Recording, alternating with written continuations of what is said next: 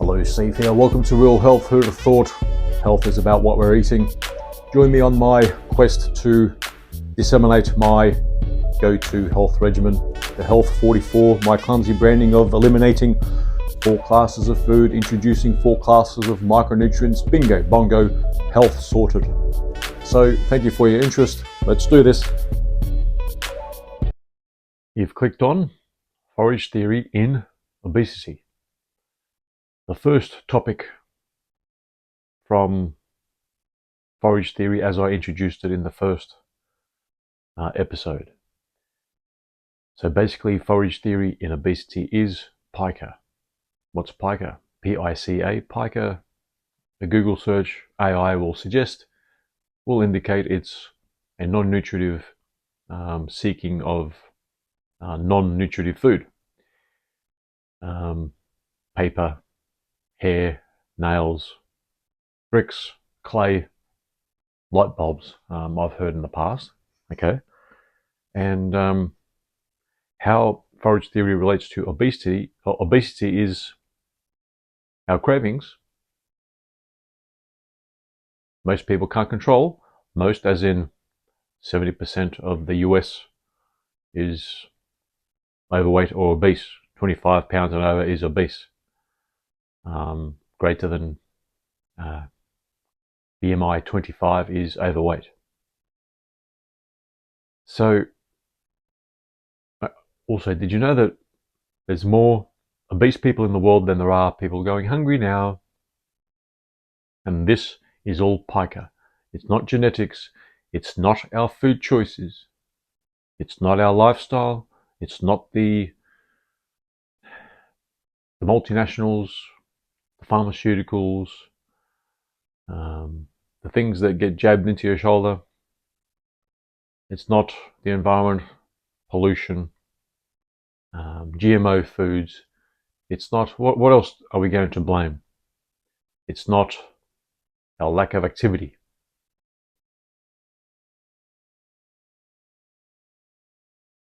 I've done many an episode why we've ended up in this obese epidemic state. It all started 1882. Monday, 3 p.m., September 4, 1882, in the Bluff, overlooking the construction of the Brooklyn Bridge. The first electric generator was switched on. And was it Edison? Yes, Edison. And since then, it's gone pear-shaped because unknowingly, and it's still unknowingly, is that slowly but surely, year after year, decade after decade, and soon to be century after century, and we're going to be left scratching our heads. Minerals, unknowingly, we were getting into our soils through ash practice. Our wood burning, the ash ended up in our gardens where there wasn't any ashes. We unknowingly had minerals come to the soils via seasonal flooding. Oh dear, that's a lot of work. We'll just turn the silt into the soil. And that's also how we ended up getting, unknowingly, minerals in our soils. Now we need minerals in our soils to end up in the crops. Also with the ruminant animals. If it's not in the soil, it's not in the crops, it's not in the food, and it's not going into us. And slowly over time, there's less minerals coming into us, and slowly over time, we will get more obese, scratching our heads, blaming the genes, the lifestyle, the inactivity, the pollution, the GMO, all the rest of it. It is a mineral deficiency issue, and the reason why we have cravings, the want for junk food, for the sugars, the fried food, the fried salty food, is all hyper palletization, The food is becoming palatable. We also blame multinational junk food companies making our food palatable to the point where we just can't resist. We have to keep on buying. They're also stabbing in the dark. They know there's this TES1R2 receptor for sugar, and what makes this product a repeat buy for most people, all that sort of thing. They're still stabbing in the dark. It's the combination of carbohydrate, salt, sugar, oils, which makes it very appetizing, as in you can't stop. Eating a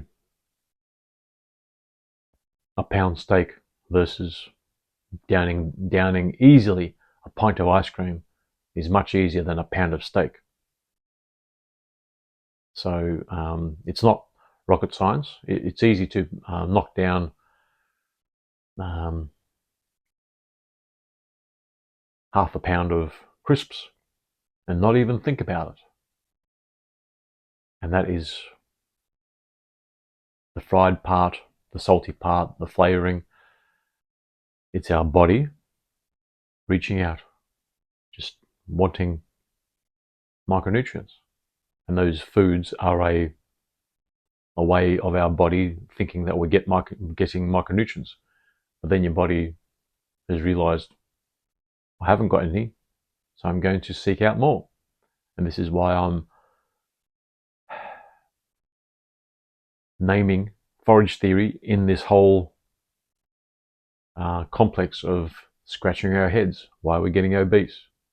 Why are we getting chronically unwell with other issues which are blamed on obesity? How about the people that aren't obese and still have fatty liver, high blood pressure, cholesterol issues? Why the vegans got high cholesterol numbers? It's all scratching our heads, and that's another part of Forage Theory, is our science approach to trying to solve our ill health problems.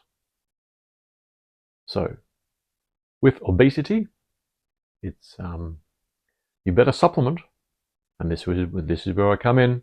What we need to do is to not be obese. I was not once obese, many times obese, yo-yo dieting. I also used to be a triathlete to keep up my junk food eating fix. And being a triathlete for nearly 2 decades, even yo-yoing while I'm training and racing. I even raced an overweight division in triathlon called Clydesdales, the double Z and triple Z category. There even was a ladies overweight category. Athenas, they were called. Oh. Yes, I won most of my overweight races, including the Noosa Triathlon, which is the biggest race in the Southern Hemisphere. Flabbergasted at what I had to do. So after I gave up triathlon because it was just getting too hard, putting in too many kilometers of all the disciplines, I just blew out to almost 400 pounds over a decade. And while doing my own scientific foraging, I stumbled. It was a stumbling of understanding micronutrients. Digest it, absorb it, and getting dependable daily supply for the rest of your life. Health, obesity, sorted. So this is what I propose for the populace. The Health 44, my clumsy branding of taking away 4 classes of food: glutens, oils, sugars, nitrates, nitrites, and then bringing in the second floor, the 44, those 4 classes of micronutrients, the 60 minerals, 16 vitamins, 12 amino acids, 2 essential fatty acids. Health, sorted, like me. I'm pleading for the world to go on faith.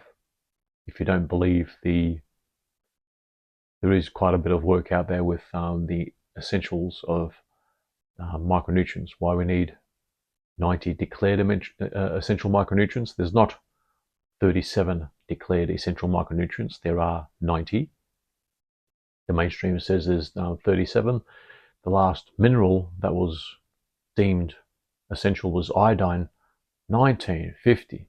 By the time the 14th is declared essential, it may not be. Take in the 60 minerals that are on the periodic table that are found in all vertebrates, and we might have a chance. So forage theory is your cravings complex. I'm going beyond pica because we need to separate pica in the eating of the clay and the light bulbs. It's all in the micronutrients. Digest it, absorb it. Dependable daily supply. Do the Health 44. There won't be any obesity issues. You won't crave the crisps, the ice cream, the pizza, the donuts, the cookies, the 1,000-calorie lattes. I think they go to 1,000 calories, probably 500-calorie lattes with the caramel swirl, this and that, and the teas. I want the junk food complex to die on its ass because you won't crave those bad foods anymore. Your diet, your eating, your habits of socializing, where it's got to be alcohol, food, pizza, dips, all that sort of thing, will be smashed. I was at a gathering last weekend. There was plenty of very scrumptious food from my past, and it was easy. It was easy for me to say no to the gluten, no to the what else was there? The gluten stuff, the oily stuff, as in fried things. So roast chicken I did have. I made sure there was no stuffing. And what else did I have? I had some potato. I heard that it was made that day. It wasn't peeled the day before and all that sort of thing. So my only time I've had potato for 12 months. Anyway, so that was my example. You'll need to be unsociable in the food goings on, in your gatherings, in your birthday parties, in your anniversaries, booking a table. Bring me some boiled eggs and steak. Bring me a salad without condiments or without oils and dressings. You'll have to be even worse than a sprout eating vegan, because you won't need to crave, because you'll be nourished with the micronutrients. Once you digest and absorb the micronutrients, your food eating will be mechanical. What's the other word I was thinking of? Mechanically and no fuss, only meant to get some protein, some carbohydrates, some sugars on board, well, a little bit of carbohydrates and fats. Your macros are the carrier for the micros, but the micros aren't around anymore, so we need to supplement. Those 90 declared essential micronutrients, they've got to be colloidal minerals. The fat-soluble and the water-soluble vitamins need to be in a deliverable, bioavailable form. I go through longevity. They understand the whole complex. There's other suppliers out there. If longevity fails, hard to imagine. They've been going for 30 years. There are other supplement companies out there you can fall upon.